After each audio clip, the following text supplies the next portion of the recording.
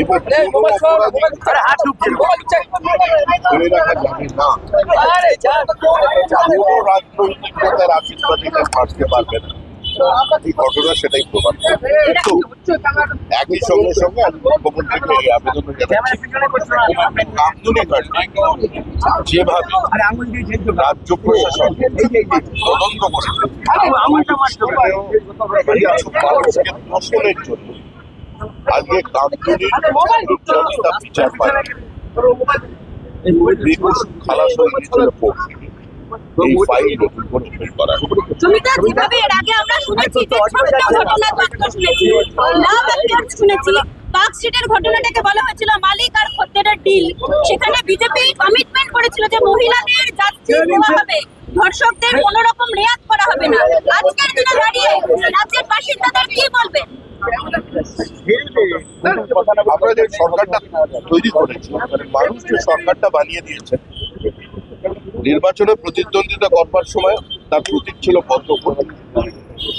কিন্তু এখন যে সরকার, পশ্চিমবঙ্গ রাজ্য সরকার, রাজ্য সরকারের কাজ করবে। রাজ্য সরকার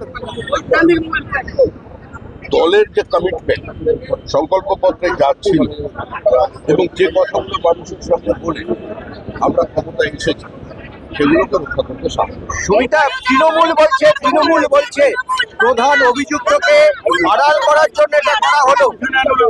তৃণমূলের অভিযোগ, প্রধান অভিযুক্তকে আড়াল করার জন্য এটা করা হলো। গণতান্ত্রিক দেশ, প্রত্যেকেই নিজের মতামত রাখতে পারে। মানুষ তৃণমূলকে চেনে, মানুষ কামদুনির ঘটনা দেখেছে, মানুষ নদিয়ার ঘটনা দেখেছে, দীর্ঘ 15 বছরের তৃণমূল কংগ্রেসের অপশাসন দেখেছে।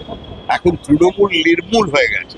তৃণমূলের বক্তব্যের কোনো গ্রহণযোগ্যতা, কোনো প্রতিষ্ঠা জনমনে নেই।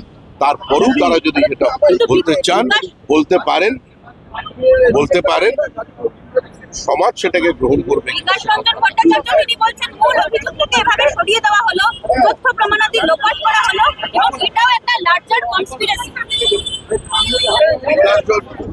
ভট্টাচার্যের প্রতি আমার সম্পূর্ণ শ্রদ্ধা জানিয়ে বলছি, উনি যত কম কথা বলেন সেটা ওনার পক্ষেও মঙ্গল, ওনার দলের পক্ষেও মঙ্গল। Thank you. আরো ভালো ভালো খবর দেখতে সাবস্ক্রাইব করুন বাংলা হান্টের ইউটিউব চ্যানেল। বাংলা হান্টের আরো খবর দেখতে নজর রাখুন। বাংলা খবর মানেই বাংলা হান্ট।